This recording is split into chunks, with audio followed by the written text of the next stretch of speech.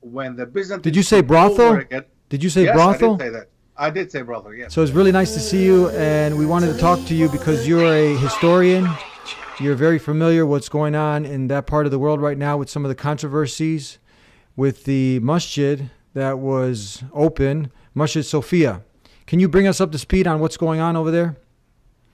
Of course, inshallah. First of all, Bismillah ar-Rahman ar-Rahim. It is a very complicated area. The Balkans, as we both know, is a very complicated and difficult area to describe to people who don't know the Balkans and the problems that we have there. And one of these big issues is exactly that, is the issue of what do we do with the different heritage that we have there.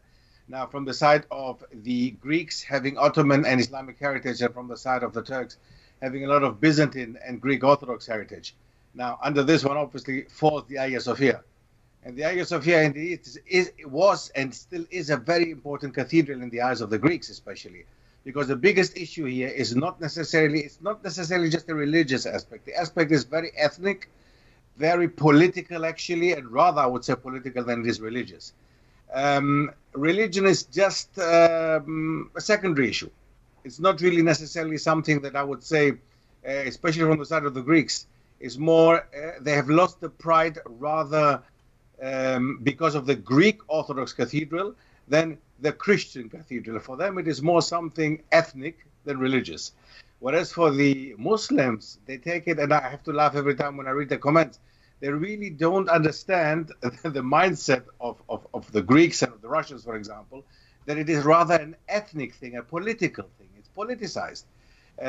So with regards to the Turks, let's be honest, Turkey has been playing a very important role down there, and a very secular role. And Turkey is the only secular Muslim country in the world, which might seem contradicting itself. But what we mean with that is simply Muslims in a way of the majority population being Muslim. However, politics and the idea of the state is very secular. It's the only secular country next to France in the world. So it is ironic to play around with religious symbols. Mm-hmm. And there are many things that I have written a statement on my website that everybody can read. It's in English and in German. And I really think that it's something that we have to be very careful with, cheating on the one side, but being unhappy on the other side, and basically being gloomy on the other side, like certain bishops do or certain Greek Orthodox leaders do. Mm-hmm. So bring us up to speed. So for some people who don't know, what is this? Let's start from the beginning. What is this? Sophia? What was it originally? And take us back in some history, like from the beginning. Okay, Bismillah. Okay, you're right. It has become such a common thing nowadays, so I didn't want to start. Okay, anyway, Bismillah. Very simple. This cathedral, meaning a very big Orthodox for the Greek Orthodox people, for the Christian Orthodox, it is a very important a church. Let's call it church, but it's more than a church. A church is basically a smaller version of the cathedral. The cathedral is something where you will find also the bigger church leaders having a mass on a Sunday, for example. So this is a cathedral for the Greek Orthodox people in Istanbul, in Turkey. Now, Istanbul before used to be the capital of the Byzantine Empire. It was called Constantinople. In the 6th century, under Justinian I, this cathedral was built as a major cathedral to represent Christendom, but not only, especially the Orthodox part of Christendom. So what's happening with the Orthodox part? We have 3 big denominations in the Christian world. We have the Catholics as the biggest one. Then we have the Protestants, and then we have the Orthodox people, who are Serbs, Bulgarians, Romanians, Russians, Greeks, Albanians. Mainly on the Balkan Peninsula as well as in Russia, you will find the Greek Orthodox people. These Greek Orthodox people played a very important role during the time of the development of Islam, during the time of our Rasulullah, because West Rome, as it was called, meaning Italy, Rome, up to Spain, Portugal, England even, that all used to be the West Roman Empire. And it was attacked by many kind of different barbarian people, as they called them, Germanic people especially. So Rome was actually at its end. There was actually just East Rome, which when Allah subhanahu wa ta'ala speaks in the Quran in Surah Ar-Rum, which is wrongfully translated as Romans, the Romans, he means it is Romans, but it is actually East Rome. So we're talking about the Byzantine Empire, which was divided, as I said, between West Rome, where they spoke Latin, and East Rome, where they spoke Greek. And these are basically the ancestors of the nowadays Greek people and Orthodox people. And they consider Constantinople, so Istanbul nowadays, as being the base and the headquarters of the Orthodoxy. And this cathedral was the headquarters and the base of the base. So it was the center of their Orthodox belief, and that in the 6th century. So after that, basically what happened, it was nearly 1,000 years functioning, nearly 1,000 years, until in between there was a small 50 to 60 years occupation by the Crusaders coming from Western Europe, meaning the Frankish Crusaders. They turned this cathedral into a Catholic cathedral. There are even important sources and authentic sources saying that they desecrated this cathedral. Basically what they did, they even allowed prostitutes to dance in this cathedral because they considered the Orthodox Christians as heretics as the Muslims. So for the Catholic Christians, Orthodox Greeks and Orthodox Russians and Orthodox people were actually heretics. So for them, when they entered Constantinople, they pillaged and they raped and they killed, worse than what they accuse, what the non-Muslims accuse us Muslims of having done under Sultan Mehmed Fatih. And this is an important point to mention. This happened in the 13th century. So these were other Christians who came in. So we determined that this was not a church, this was a cathedral. And then you had the Crusaders who came, and then they ended up taking over this cathedral, correct? That's right. And then you said they had what? They had what did they have in there then? Many sources speak about a disrespect of the cathedral simply because it was an Orthodox cathedral. It was not seen as something Christian and holy. So by other Christians, by the Catholics. Let's call it by the Catholics. This is not Muslims now. These are Christians against Christians. Christians with Catholics. We are talking about Western Latin-speaking Catholics from the area which is nowadays France, Belgium, Holland, Germany, these kind of people, against Orthodox people from the East, Eastern European and Eastern Christian Orthodox people, so Greeks, Russians, and so on. So they considered each other as heretics, basically. So we're talking now about the 13th century, before the big, the big onslaught happened against the Ottoman Turks and other Turkic people. So for them, that time, for the Orthodox people, the Catholics were considered even worse than the Muslims. Wow. There is even a slogan, subhanAllah, there's even a slogan by a Byzantine emperor who said, rather under the yoke of the Turks than under the yoke of the Catholic Latins. So that in itself shows also the relationship that was there, obviously. And the Catholics themselves, again, as I mentioned, they had absolutely no respect for the Orthodox brethren, actually. They did pillage, and they did loot, and they did kill, and they did rape, and this is all documented in authentic sources. It's nothing that we make up, not just to make it seem as if they were the bad guys. Yeah. This happened in the 13th century, and this for around 50, 55 years, this cathedral was turned into a Catholic, if you want to call it Catholic cathedral, but it was more brothel than anything else. Whereas later again, when the Byzantines... Did you say brothel? Again, Did you say yes, brothel? I did say that. I did say brothel, yes. After the Byzantines took over, they basically, in the 1250s, 60s, they made it again an Orthodox cathedral as it was before, but the power and the dynamic and the might that was there of the Byzantines before had totally disappeared. The Latin Crusaders had actually destroyed the Byzantine Empire already in the 13th century, and there was no way for them to come back again to their old power, to the old might as they were before. So it is very important to see, because when the Ottomans came, when Sultan Mehmed Fatih came and opened the city for Islam and for the Ottomans, it was not too difficult to open it. I mean, so now who came? You mentioned a name. What's this name now that you mentioned that now we have someone coming who's coming into the picture? You said, what's his name? Sultan Mehmed Fatih. So Sultan Mehmed Fatih. Now it's about the time where he's coming in. And is he coming in as a conqueror? Is he coming as a liberator, conqueror? How is he being welcomed, received at this time? Excellent question indeed. As I said before, the Latins were considered basically as occupiers. The Catholic Christians were considered as occupiers. And the Orthodox could not deal with that. And for them, they were really terrible. They were animals. In many sources, you will see exactly the description. Now, after that, when they left in 1260, 1261, the Byzantines take over again, the Orthodox take over again.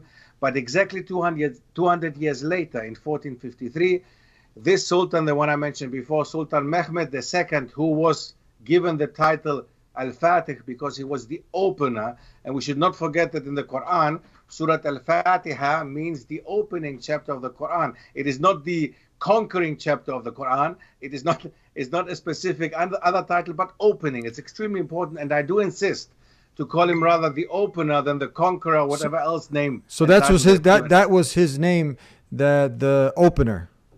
Absolutely, absolutely. And one important thing, what he did basically, and again, this is authentic and documented sources. So you can say like, can you synonymous with opening the doors of guidance, opening the doors of salvation, opening the doors of goodness, of piety, of righteousness. These are the kind of things. In many ways, don't forget that in the Arabic language, when they say a city or a country is conquered, let's use that term, they do not say conquer. They say the city is opened for Islam, open for the spread of Islam. That's what it means, basically. And that's exactly what he did with Constantinople. Constantinople was open to the Muslims and open for the spread of Islam. And that's what, and the opening of that is the opening of pure monotheism. Is that not right? Absolutely. Yeah. Absolutely. Absolutely. Don't forget that, because don't forget the Trinity in the Christian Orthodox Church, and not only the Orthodox, but the Christian Church. We know that the Trinity played and still plays a very important role. So indeed, you can rather say that when Sultan Mehmed Fatih brought reality, brought Islam, and brought the pure monotheism, obviously this cathedral actually became really a cathedral for monotheism, as they claimed to have it before, but they didn't. So now it became the cathedral for monotheism and became a mosque. We should not forget this, that it was turned into a masjid once Sultan Mehmed Fatih came, and the first thing that he did, he prayed 2 rakah and turned the cathedral into a masjid. We heard, and it stayed until... No, go ahead, I'm sorry. And the cathedral stayed a mosque, became a masjid, and stayed until 1935 a masjid. So for around 500 years plus, until Mustafa Kemal Atatürk, the founder of the Republic of Turkey, turned it into a museum. So basically what's happening now here, Turkey, the Republic of Turkey nowadays, has turned the museum back into a mosque. And not a mosque, and not a church or a cathedral back into a mosque. But it's a museum that has been turned into a mosque.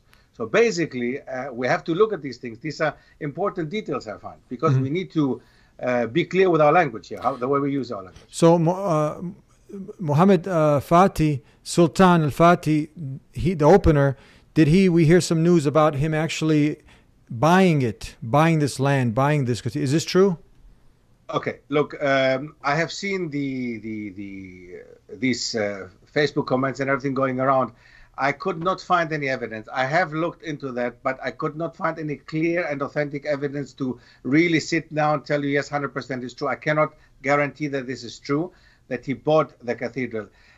With a logic way of thinking, look, I mean, the truth is that Constantinople was opened by the Muslims, and everything that belonged to that was part of the Orthodox of the Byzantine Empire became part of the Ottomans. It was absolutely common for any occupier of any country and city and region to turn the churches or mosques into their religion. That means that you would have Byzantine people turning regions that were maybe Buddhist, turning the Buddhist temples into churches, or destroying them and build churches. You will have Muslims entering regions and turning churches into mosques, simply because now we have the majority Muslims living there. The cathedral, of course, being the base of Christendom, of the Orthodoxy in the city of Constantinople, was of course now a political factor and a symbol that was now turned to show that, hey, we are here, the Muslims are here, so it is supposed to be the main mosque of our empire. Nothing wrong with that. And Islamically seen, I've read also some crazy comments about that it was haram to do that. There is nothing wrong with that. And there is nothing haram about turning the cathedral into a mosque. Absolutely not. We also hear that some people, because you're an academic, you're a historian, you're a doctor in this area of history, so we wanted to bring on someone of such a academic stature to help us differentiate what is sound and what's not. And so as the point of him buying it, it might not. We don't know 100%. Could we say? Absolutely. At this moment, I cannot. I Okay, can neither you just affirm it you nor couldn't negate find it. the information. Okay, so that's up in the air. What about it being a place where the mercenaries? We also heard that the mercenaries they occupied this, and they were running their missions outside of this cathedral. Have you heard this? I heard this, but this is absolutely very weak. This Okay. statement is extremely weak. Okay. Okay. Uh, And I can say 90% that is not entirely true. Okay, and then That is most probably a very weak statement. and then we heard from you that the being it turned into a brothel. So how far? What was the actual right before the opener came? Muhammad al-Fatih came. What was the state of this cathedral? A few years It before, was- a year before. Was it in that brothel state like you had mentioned? Already, the state of the brothel, or the state that was misused by the Latin Crusaders, that was between 1204 with the Fourth Crusade up to around 1260, 1261. So around 50 years. Let's say around 50, 55 years. During these 6 decades, you had the state of the cathedral was devastated. It was really dilapidated. And the way that it was misused, it was absolutely disrespected. And for the reason that I mentioned before, the Catholics, the Latin Crusaders did not consider the Orthodox, they considered them rather as heretics. So they had no respect for the other religions, call it that way. Well, they're both Christians, but they have very opposing statements with regards to Christianity, some of them. Yeah.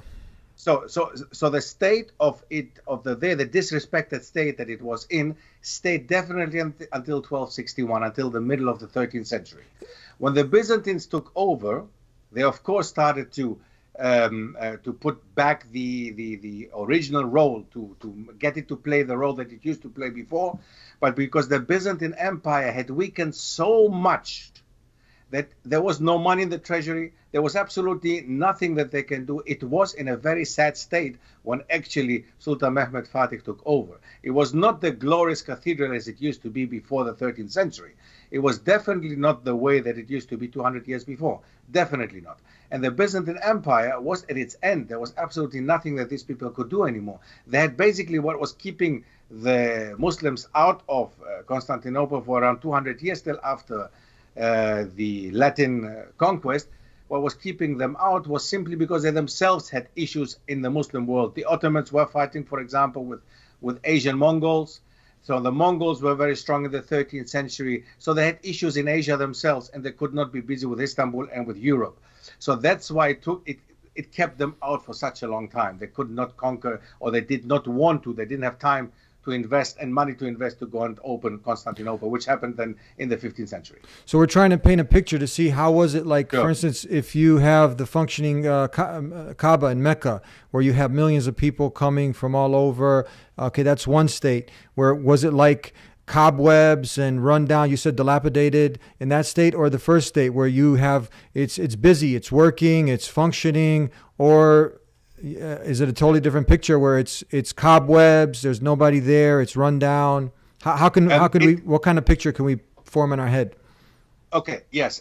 In general, you can say it was a rundown state. However, they still had masses going on there. They still had the Sunday masses going on. They still tried to make use of the cathedral. They still wanted people to believe that this is the center of Orthodoxy, although it had to move away after a while. Obviously, Jerusalem was more important. Even Moscow was, Russia had become more important. Yes, it was a sad try, a pathetic try, to be very honest, a pathetic attempt to keep the cathedral, to take it back to its former glory. So it was never again in the glory that it had until the 13th century, until it was occupied by the Crusaders in 1204. So what did now the Muslims comes, those who are on the way of Jesus, of Moses, Abraham, those who are bringing the pure monotheism, did they turn it into a nightclub, horse stall? Did they disrespect it? Like we see a lot of disrespect and just mosques vanishing in some of these places. Some people who are objecting to this, the way they've treated mosques, they've turned them into nightclubs, especially in some places in Athens, I heard. Is this true? That's absolutely true. Yes, we have in Greece a very big amount of mosques that still are there, but not functioning anymore. Actually, the only mosques that are functioning in Greece are the ones in Thrace, in Western Thrace, which is in the north of Greece, where you still have a Muslim minority. And even there, not all mosques are functioning as they should be. With regards to Athens, yes, there are basically just two bigger mosques in Athens, in the center of Athens. The one is nothing else but a storage room, and it was used as a stable, actually, for horses, a horse stable. Then a storage room. At this moment, they are trying to keep some old artifacts. So like a storage room for artifacts. Yeah. So it is true as a horse stable. That's what I said. This is actually what they're using Absolutely. it for. Yeah. There is it's even worse. In my hometown, where I come from, Arta, there is an old mosque, an Imaret actually. That Imaret used to be like a whole complex. The Ottomans used to build Imarets. Within the Imarets, they used to have mosques, places for students to live in, theological schools, madrasas. So it was a massive complex. Now there is an Imaret still in Arta, which is a bit outside of the city of Arta. And this Imaret, the only thing that remains of the Imaret is this mosque. And this mosque is in such a state that if you go and watch it now, I have an old video from that time when I was there, which was around 6 years ago. But I came across one video, very recent video, just some months ago, of a Turkish brother who was there. It's even worse than it was that time. We went there with my children, and I went into this mosque. Nobody took care of it. Nobody cared. There was everywhere. Even snakes were in there. Snakes. That's how bad the situation was. Now it's even worse. And nowadays, at the entrance of this mosque in Arta, there is even a big swastika. A swastika. So the Hitler's cross, basically. So what did the Muslims, what did they actually do? Those who are following the way of Jesus, Moses, Abraham, those who submit to the Creator, I'm just defining the word. What do they do now with this Sophia Cathedral? What do they do with it? What do they turn it? It's run down, it's dilapidated, funds are short. What did they actually come and do? They reinstated its former glory in such a way that they actually made it to it became the main mosque of the Ottoman Empire. They turned it back into a house of God? Can you say, they turned it into a house of God? Of course. Can we say that? Absolutely. Of course we can say it. It has been back. It has been turned back to the house of worship. And the point here, look, whatever you say, the truth, of course, it became again back a house of God, a house of worship. But for the Greeks, it's the same as if you told them that at that moment they started worshiping Shaitan. Do you understand what I want to say with that? That you might come with the argument, which is a correct argument, it's correct reasoning to say, indeed, it was in a dilapidated state. It was in a state that the Byzantine state did not have the money to bring it back to its former glory. The Ottomans come and reinstate this cathedral, make it a glorious mosque. So for them, it's as if you said, okay, they made it a glorious temple for the worship of Shaitan. You understand? Yeah. So it's not, we can come with this argument, which is a correct argument, but it's a correct argument for the Muslims. Any Muslim would say, well, mashallah, alhamdulillah, it's a good thing. But any Greek Orthodox specifically, and I'm mentioning these people specifically, any Orthodox would say, yeah, but they started worshipping their Allah, which for them is actually on the same level like Shaitan. But your background is Greek. You're also Greek. Absolutely, I'm Greek, but I'm a Greek Muslim. Tikanis. So I'm a Muslim Greek, rather that way. Tikanis.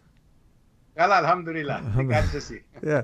Okay, but we also hear now that you mentioned some really important points. I mean, because some people might smell some hypocrisy here, like what you just explained, horse stall and other things. We've seen happening with the mosque and whatnot, and over here it's not disrespected like that. How do people answer that, or when they smell some hypocrisy?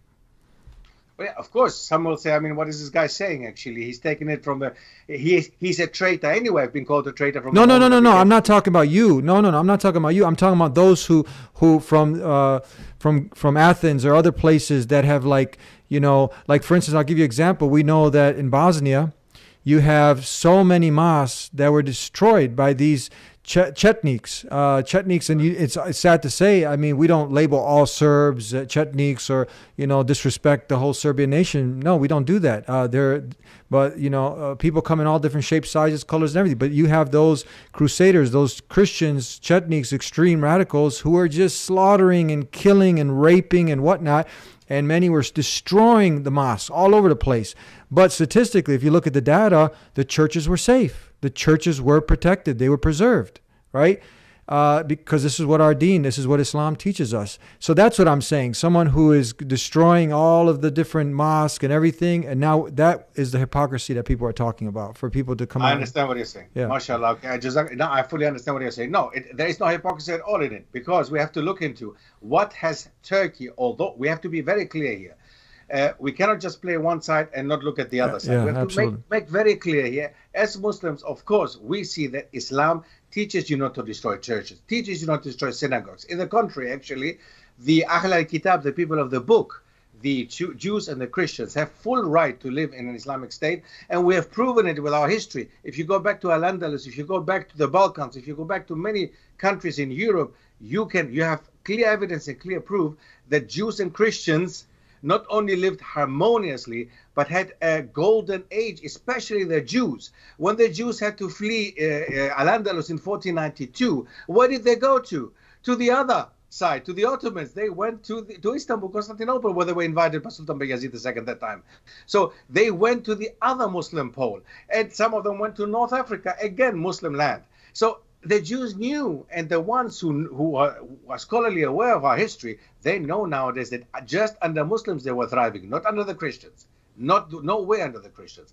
So from that perspective, of course, we can say, and we have evidence enough in our history, in the Islamic history, that churches were not destroyed. In case this happened, and it did happen, I'm not going to hide behind my fingers, it did happen indeed, that in certain parts of Greece, of the Balkans, there were some churches that got destroyed or turned into mosques. Yes, this did happen. However, if you look at there were certain towns and villages in Greece, in the north of Greece, for example, they were entirely 100% Muslim. So a church in a Muslim area doesn't make sense. Logically, it doesn't make sense. It doesn't invite worshippers because there is no worshipper. So all of them are Muslims. So it's logical, if you need more mosques, you either have to build more mosques or turn the buildings that are there already into mosques. And that's exactly what the Ottomans did. So they did not destroy churches, although there were Christians there. They would not do that. There is no evidence for that, and I challenge anyone to come and show me evidence for that. That never happened. But what did happen was indeed that the Ottomans did change churches into mosques in areas where the majority was Muslim, or in certain areas where it was just Muslim, as it has happened in Greece, with enough evidence for that. So indeed, subhanAllah, these people, these Ottomans, whatever you might accuse them of, because we're not going to put honey all over everything, but whatever they might be accused of having done, one thing that they did not do is they did not persecute Christians, they did not persecute Jews, and they did definitely not destroy the holy places. In the contrary. This is a fact, a historical fact, what you just Absolutely. said. They didn't persecute Christians, they didn't destroy and make churches into brothels and nightclubs, horse stalls, none of this. None of this, absolutely nothing. Okay. And we can find it throughout the world, actually, in many countries. I mean, if I take my own home country, if I go to certain islands in Greece, you will find churches being turned into nightclubs, churches. I've seen that with my own eyes. And you will find that also in Western Europe. You'll find it in Germany, you'll find it in France, you'll find it in Belgium. Seeing churches that have no worshippers, basically, because they're empty, they turn them into nightclubs or bars. So this they do to their own churches. So you can understand that they don't understand that Muslims would have respect towards their own churches when they don't have respect for their own churches. And this is, with all due respect, I'm not being someone who's trying to insult anybody or anybody's religion, but I mean, nowadays I've interviewed many people who have really turned on their thinking skills and really deduced that Islam is the truth, and they come from a Christian background. They actually felt, not that the church was literally turned into a nightclub, but it was almost a nightclub with all the band playing and the rock music, and everybody's like, hey, ho, and they're jumping up and down and the clapping and whistling and all that stuff. So it was almost like a nightclub. They were having fun, right? They were having fun, yes. What do you say to the people that say, look, but Islam, because we know that even in battle, we often say that as Prophet Muhammad, the last and final messenger sent to mankind, said that he sent out to his generals, you're not to harm innocent men, women, children, monks in their places of worship, et cetera, et cetera. All these rules of engagement. And we had the preservation now that Christians have their houses of worship. And when some people object to this because this is their place of worship, you have no right now to go ahead and take this and turn it into a mosque. What do you say to that? One of the rules, just to mention this quickly, because you're absolutely right when you mentioned the rule of war. If you look at the rules of war in Islam, we are not even as Muslims allowed to cut down trees or to put fire in a forest, to put a forest in fire. We're not allowed to do that. We're not allowed, we have to be careful of killing animals. SubhanAllah, what are we talking about here? This is something that even the United Nations human rights agenda is not even going that far. So now, with regards to turning can you say, before you go there, I'm sorry to cut you off, can you say that there was the real code of ethics for just war even before the Geneva Convention? Actually, the Geneva Convention, if you look at the UN took an example of the previous empires and looked into the Islamic Empire, looked into the Medinan Constitution, and took a lot of the human rights laws from that time over to nowadays. They took it from Islam. They do admit it themselves, actually. And one specific one with regards to minority protection, with regards to the Jews that time in Medina, that's something that is clearly admitted. If you can look it up online, you will find all these things. So, go ahead. What you were saying now to the question? Yeah, with regards to the question of turning a house of worship into a house of worship, simply a house of worship for a specific God, okay? Turning it into a house of worship for another type of God, is a little bit complicated here, because basically we believe in the same God. Even Muslim, even Christian Arabs call God Allah. Okay, Christian Arabs call God Allah. Jewish, when they speak Arabic, they even call God Allah. So basically, we believe in the same God. The Trinity is something that was invented later by Paul, as we all know. You have made enough of these shows. Now, so if you look at this actually from Islamic perspective, nothing has changed. The only thing that has changed from a house of worship as it was before to another type of house of worship is the way you are praying and worship towards God. So these up and downs, the rukuns, the sujood, and everything that we make as Muslims, this is different to the way that the Christians pray. And again, not even this one. In Ethiopia, you will find Christians, original Christians, praying like Muslims and making sujood. So, subhanAllah, what can I say? There is so much. I mean, as I said at the beginning, the point of the Greeks at this moment is, and the Orthodox people, it is more a problem of their political status and the loss of something that they looked up at as an object of pride. It was something like that represented rather Hellenism and Greekness and being Greek rather than being Orthodox or Christian. It is not a point of religion. It is a political statement. And also from the side of Turkey, let's be honest, Turkey, as I said, is a secular republic.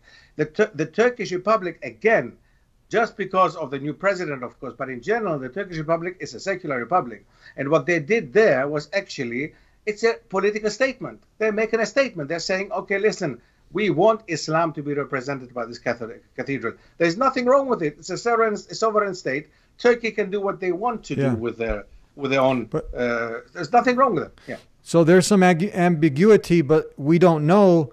But if he did buy it, this would end the argument. Just say, I'm just hypothetically saying, if he did, because the state within what it was in, it was, a rundown. At one point, they turned into a brothel. You're not respecting it, et cetera, et cetera. He comes in, possibly, we don't know. You couldn't trace nothing. Some say he did, but let's say, I'm just for argument's sake, let's say he bought it. Would that absolutely be finished? Then we would apply the same argument that Israel is applying nowadays. You have Israeli Jews saying basically, we have bought this land, so it's ours. So for the same reason, you can also say, okay, well, Sultan Mehmed Fatih bought this cathedral, so it's his, so it belongs to the Muslims. Okay, yes, you could, of course, have the same argument. Why not? Why does it apply to the ones and not to the other? But that's just hypothetical. That's just hypothetical. But 500 years is a long time now. Of course. Was there? What was going on within those 500 years? Was there any uproar for the cathedral at that time that we know they were trying? There were people that were sending letters. They were protesting this. Excellent question. Not one letter. We know nothing of something like that. From the moment that it was turned into a mosque from 1453 onwards, which was not even the glorious time of the Ottoman Empire. The glorious time comes still. The glorious time was in the 16th century under Sultan Suleiman the Magnificent, who was given the title the Magnificent, imagine, by his arch enemy Christian Europeans. He was actually, by the Ottomans and by the Arabs, he was called Kanuni. That means lawgiver, lawmaker, a very boring title, nothing special. But his title amongst his arch enemies was the Magnificent. And in Greek, it's even a more important title. He's called in Greek Omegaloprepis. That means the glorious one, even bigger than magnificent. Okay, you understand? I mean, it's very difficult to have the exact translation, but it means something very special and very glorified. And this is your arch enemy who, as they say, hated them so much. I don't believe that. I don't believe there was an admiration for the Ottoman Empire, definitely until the 16th and 17th century. And there was a time that the Ottoman Empire was considered as the most important empire on this planet. There was a time that people would copy them, as they would copy under Al-Andalus, the Muslims in Al-Andalus. So there was a time, there was no doubt about it, that they did not have any interest whatsoever in doing what people are saying they want to do now. Yeah. So turning the cathedral, turning the Hagia Sophia Mosque into a cathedral was nowhere to be found that there was any interest, not even by the Greeks under the empire. Nowhere. Yeah. Okay, then what about this state now? So from 500 years, it was running as a house of worship, a house of God, promoting the pure monotheism, praying like Jesus prayed, living the way of life of Jesus, not worshiping Jesus, and then it gets turned into a museum.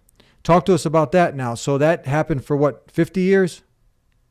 1935. From 1935 to 2020.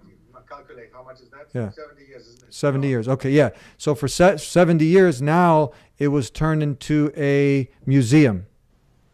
Right. Was there any objections there for it being turned into... We should understand politics. First of all, the Ottoman Empire collapsed. In 1923, it became the Turkish Republic, secular Turkish Republic, or Republic of Turkey, with the first president, Mustafa Kemal Atatürk.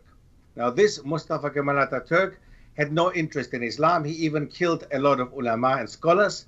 He even persecuted Muslims for wearing the fez, which is the turban, basically, or, well, not turban. It's a specific hat that the Ottomans were wearing that time, which has nothing to do with Islam. It was just an identity thing. So he tried to get rid of anything that would remind them of their the glorious past, of their Ottoman past, Islamic past.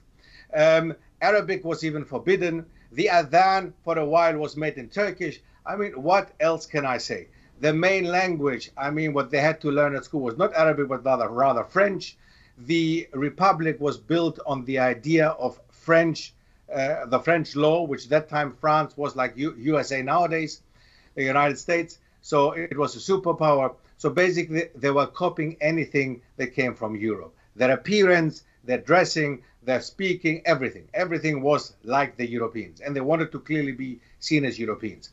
So this secular republic and this person who wanted Turkey to go the secular way and the European way, this person turned this important cathedral, as having become a mosque, into a museum.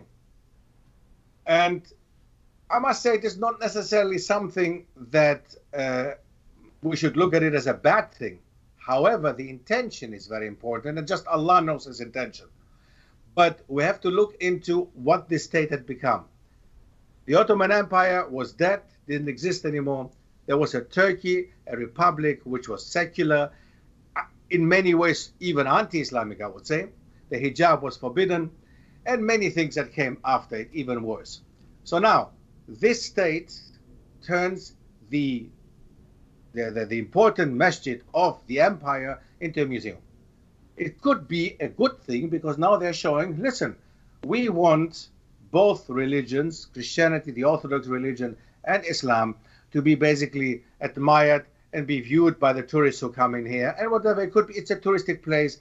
Great, it could be seen in that way. But also, on the other hand, if we look at the development of Turkey as a secular state, again, we see that actually that was rather a symbolic move away from Islam in that way, to say, listen, these objects of that time, of the Ottoman time, of our Ottoman past, we have to leave them aside and behind us. We're actually now, we have turned now the page. We are now a different republic. We are now a different state. We have nothing to do with Islamic Ottomans. And I think this is rather the case as it was. And that's why nowadays you will find a lot of Muslim voices being happy about this turn back to a mosque, simply because it's another symbolic and political move again to show that, hey, Islam is taking over in Turkey, or Muslim Turks come back to their Islam, although we have more than 20 to 30%, many statistics say, about people who actually despite hate Islam or have a problem with the Islamic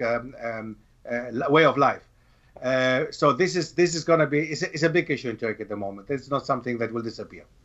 So what happens to the masjid now? What are they doing with it? Is it specifically a house of worship, a mosque, or also it's a tourist place where people can also come in? Very good point, because the way I understood the statement of the Turkish government at the moment, what they are planning to do is, once it has opened, people of any faith can come in and still visit this mosque, okay, visit the Hagia Sophia, and still view the frescoes and the mosaics and everything as it was. They just cover them during the time of prayer, I read. So the idea is, the plan is to cover the mosaics and the icons during the time of Salah, and then uncover them for everybody to come in and still view them. So even during the time of Salah, as we have seen in other mosques in Istanbul, I've been to Istanbul several times. If you go to Sultan Ahmed Mosque, you will see that tourists are still allowed to enter. And the best of all, they used to pay entrance fee before to go and visit the Hagia Sophia. Now it doesn't cost anything. Wait, there used to be, so you for tourists before, while it was a museum, you had to pay to get in. Exactly. Now that is gone. It doesn't cost anything. I mean, that's a great deal. I think if you look at it carefully, and if it's explained that way, I think, because there's something that, by the way, is not really explained. If you look at media and if you look at the newspapers and the way the Western media they talk about the change, it's as if basically everybody is barred. Nobody can go there. Just Muslims can go and pray in there and go again. But they do not describe the details, and the details you can just find out if you look deeper into the subject. So again, the Turkish government keeps the Hagia Sophia open to anyone who wants to go and visit it, this time without having to pay an entrance fee. And on top of this one, Muslim worshippers can go and pray in that specific masjid. So nothing has changed from the perspective of the non-Muslims, so that they cannot come and see the country. They even save on money, and a lot of money, as far as I remember. The entrance fee was quite high. So they save on a lot of money to just see such an icon, such an important building. So nothing's really, go ahead, finish, I'm sorry. No, I said, subhanAllah. I mean, as you said, it's a great deal, I find. I don't know what more to say. So really, there's just been a spot allocated where people can pray like Jesus prayed. Exactly, yes. Right? Absolutely, yes. Absolutely right. With no cover charge. With no cover charge. Whoever wants to join can join them. And with no cover charge. It's free now for everybody. Absolutely free. Absolutely. Yeah, God is the best of planners. Allahu Akbar. Alhamdulillah. All right, but as I said, brother, sorry for interrupting you again. Yeah. But as I said, it's important to realize the psychology and the psyche of the Greek. And the Greeks do not see it the way we're discussing it now, obviously. It is absolutely true what we're saying here, of course. But they will accuse you and me of basically being quite biased because we as Muslims look at it from the Islamic perspective. But that's not entirely true. If you read my statement on my website, then you will find out that actually I looked at it from three perspectives. I say, as a Greek, I believe that. As a Muslim, I believe that. And as a historian, I believe that. So there are three different opinions and views from my side that I think make it quite clear that what I think about that move. And how can you now, you mentioned as a Muslim, but how is that possible? I mean, you're Greek. Some Greeks might think like, well, how is that? You just said you're Greek. I mean, you're a scholar, How a does this go, historian, but how are you a Muslim? How did that Yes, happen? absolutely. Well, I think we know in the Balkans, it's they're counting the Muslims. They give the Muslims actually ethnicity already. Every Muslim is a Muslim, is according to nationality. So Or they absolutely, call him a that is the Turk, problem. right? The slang is they call, if you're a Muslim, you're a Turk. You turn Turk. You know that, by the way, in the 15th, 16th century, Victorian times, Elizabethan times in the UK, up to the 18th century, 19th century, they used to call anybody who becomes a Muslim turning Turk. So that is not a new invention. That was something that the Balkan people invented. It was something that actually was there. It's just that they don't use it in English anymore. They would not say that somebody turned Turk. But on the Balkan Peninsula, still until nowadays, if somebody becomes a Muslim, as in my case, as a Greek, or as a Bulgarian, as a Romanian, as a Serbian, they all turn Turk. So indeed, that is a common misunderstanding of Islam. They believe that Islam is something for the Turks and from the Turks. And this is something we are here to educate them that this is obviously wrong. People can watch the story the interview we did with you, your highlights of how you actually ended up coming to Islam. But just for those who didn't get a chance to watch that, what was it about Islam that had you actually accept it? The Salah. The prayer. Salah was the most important thing, the prayer, indeed. I used to go, and as you said, you can watch the interview basically, but I used to go to a mosque in the city where I grew up in Germany, where we had an Islamic center, and I used to go there very often on a Jumu'ah or on a normal basis and just go up and down, just make rak'ah, ruku and sujood, without knowing what to say and what to do. But I had the feeling, I felt something was there, subhanAllah. This really, I felt the presence of Allah. I felt that something was there. I felt that this is the right thing to do. I felt that this was the right thing to worship God. And this is something that opened my heart towards Islam. So the prayer was the main thing. And of course, the first thing that I'm going to do when I'm in Istanbul again is going to pray in the Hagia Sophia. And I'm going to say Allahu Akbar, maybe translate into Greek also, inshallah. Is there in your academic research and you're on your way to being a historian, because this was also from your story, that when the more you looked at history, not his history, made up history, you saw a lot of lies. You saw a lot of distortion in what you were brought up to believe. And then when you actually investigated fully, you unfolded a lot of things, and this is what also led you to Islam. Do you believe if people went a little deeper and they start to really look at history from a holistic view and not his history, that it would also help to bridge many of these misunderstandings and eradicate some of this hate that, would you say, is perpetuated in some of these classroom settings and even in academic settings in some of these areas in Europe and the world? I don't believe it. I know it. Yeah? I don't believe it. I know it. I know we have proven evidence for that. I know many Greek brothers and sisters all over the world. And just as a matter of fact, just some days ago, I spoke to a new Greek sister, mashallah. She's living in Liverpool, and she came over to study in the UK. She came to study around 4 years ago, and she accepted Islam in this very country because she came across the lies that she knew actually from Greece already. She had the feeling that many of these things that she heard from Greece, that this could not be true. And when she came across Muslims in the UK and married a Pakistani psychologist, mashallah, she found out, obviously, that Islam was not the way it was presented in Greece. So we have enough evidence all over the world. At this moment in Australia, we have a massively big Greek Muslim society and community, massively big in Melbourne and area. So we have at this moment enough evidence to prove that once you look deeper into Islam, whoever you are, even a Serb, I have a Serbian friend who became Muslim some years back, even people who are full of hatred, and you have had some of them on your show, mashallah, people who are full of hatred. These people were ready to take you apart, Chetniks, in the worst meaning of the word. Even these people can turn towards Islam once they have figured out and they're open enough. And of course, if Allah wills it, of course. But in general, you're absolutely right. We have to, and I've been fighting for the last 3 to 4 years. And I don't know if you permit me to say that also.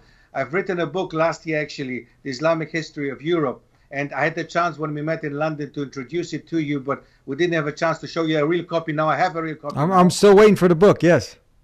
Inshallah, once you send me your address, I will send it to you, inshallah, definitely. So the book is now available, has been available for the last couple of months. And alhamdulillah, many schools, Islamic schools, especially in the UK, have jumped on board and have been teaching this history for the last couple of months. And I'm proud to say that this is my input for changing humanity. And I think history can change the worldview and the view of Islam and the negative views that people have.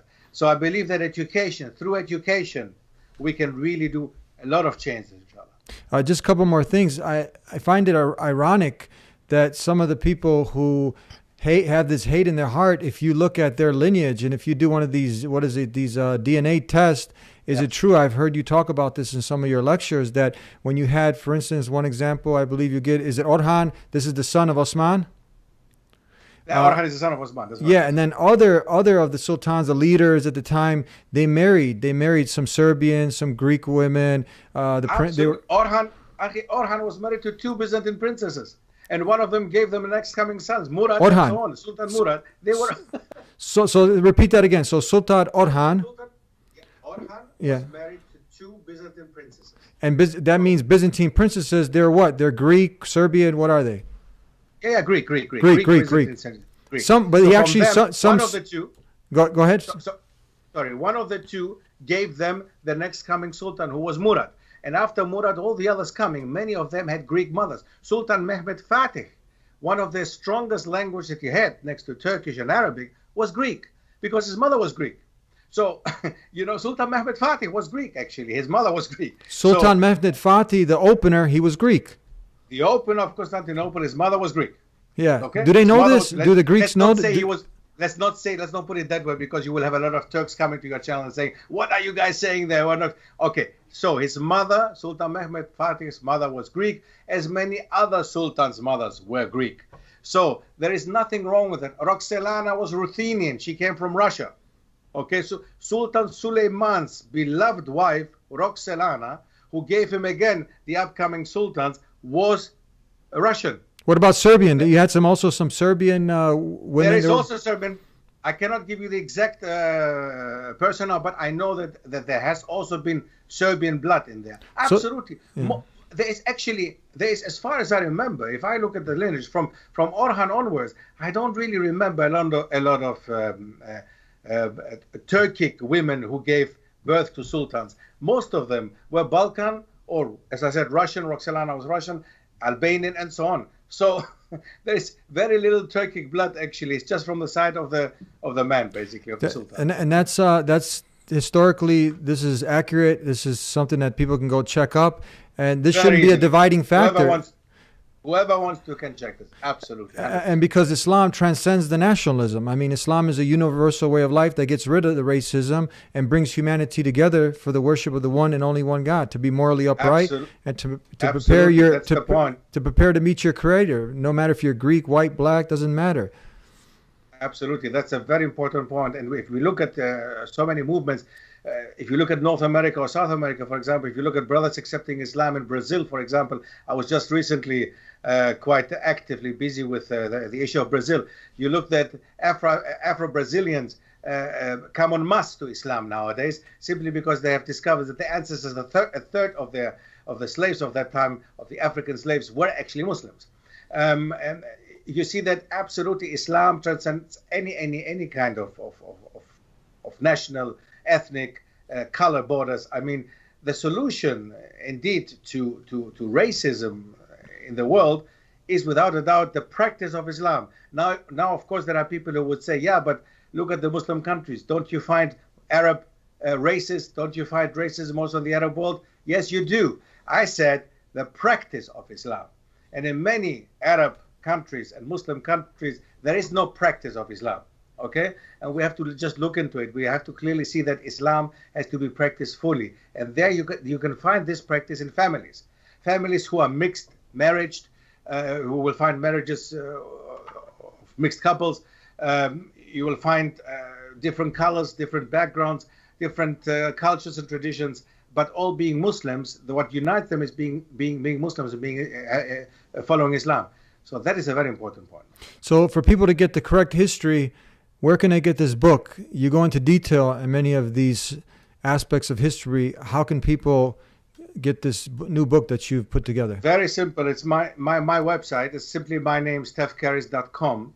And on this website, you will be able to go to my shop and acquire whatever you want to, as well as we have started with online courses recently. So we have now the online courses with regards to Islam in Europe, Islam in Asia and Africa is coming as well, and the Americas. So the story and the history about, it's a whole series of lectures and of workshops that present you how Islam has come to Europe, how Islam has become a part of Europe, a part of the Americas, a part of Asia, a part of Australia, a part of Africa. So there are different online courses which are still coming, as well as very, very soon the Ottoman Empire. So we have a small course of 6 episodes, whereas the others are between 12 and 14. This small mini series of 6 episodes about the rise of the Ottoman Empire, where we discuss exactly what we have been discussing actually with regards to the sultans, with regards to the different mothers having a certain background, and all this up to Sultan Suleiman the Magnificent, the rise basically of the Ottoman Empire. So whoever is interested, stephcaris.com, the courses and the shops, they're both there. Sheikh, Dr. Steph, thank you so much for being with us, bringing us some history, bringing us a good balanced approach, and helping those who are many people, they don't know what's going on. So we wanted to educate them on what's going on with this Masjid al-Sophia, and hopefully they can have a better, clearer perspective and view on it now. Jazakallah khair. I do appreciate it. Thank you for your time. Jazakallah khair. Ameen wa yak.